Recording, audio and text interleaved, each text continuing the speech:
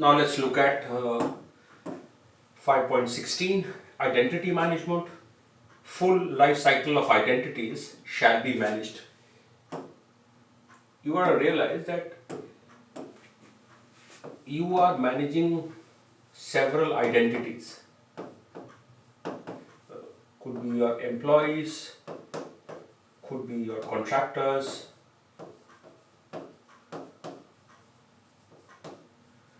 could be some temp staffs, could service accounts. You will have to ensure that you are looking at the entire life cycle. When I say life cycle, I'm saying before an employee needs to be provisioned, are there any mandates? Are there some requirement of background verification being done before an employee is added on a system? How is this provision being requested? What are the structures of requesting this provision? For example, I will ask the HR team, if I'm an auditor, I will ask the HR team to give me a list of new joiners with their dates.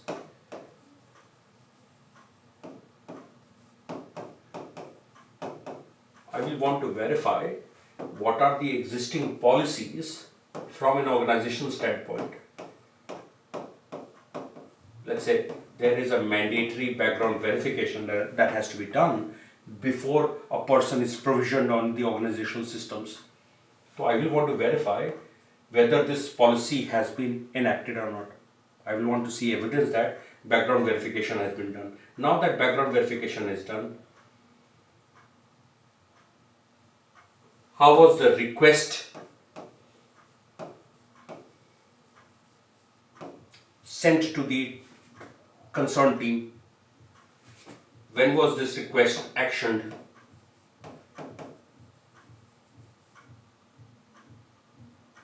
What all assets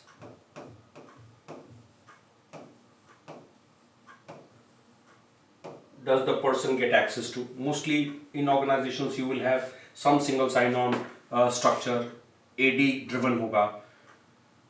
So as an organization, all I have to do is I have to provision a newer identity on my Active Directory. By default, certain technology platforms will be given access to. So I will want to see how has this request been actioned. Similarly, so one is, how are you provisioning it? Similarly, how are you deprovisioning it? There will be attrition. There will be change of role. So what is the structure around deprovisioning it? I will again see what was the last working day as per the record. I will want to see when was the deprovisioning done.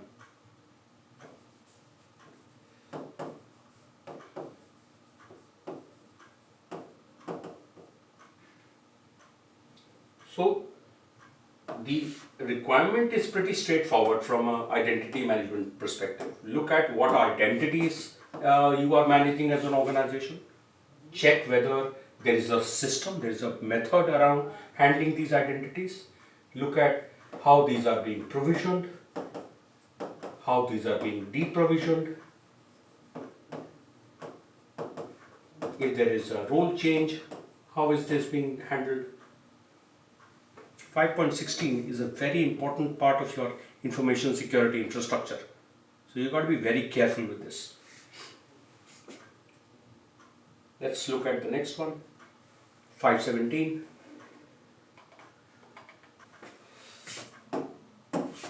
5.17, authentication information, allocation and management of authentication information shall be controlled by management process, including advising personnel on appropriate handling of authentication information.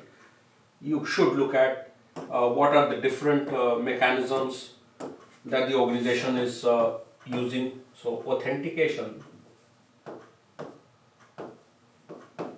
could be driven by passwords,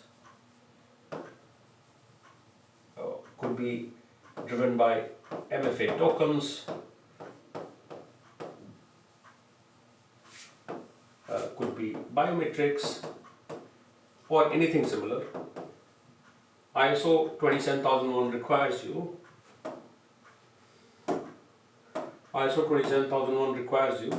to ensure that there has to be a management process around authentication information. So look for guidelines around passwords, look at structures around how MFA tokens have to be handled. So whatever authentication mechanism you are putting in place as an organization, ISO 27001 says that it has to be driven by a management process. As an auditor, you are required to review this process and review the adherence to this process.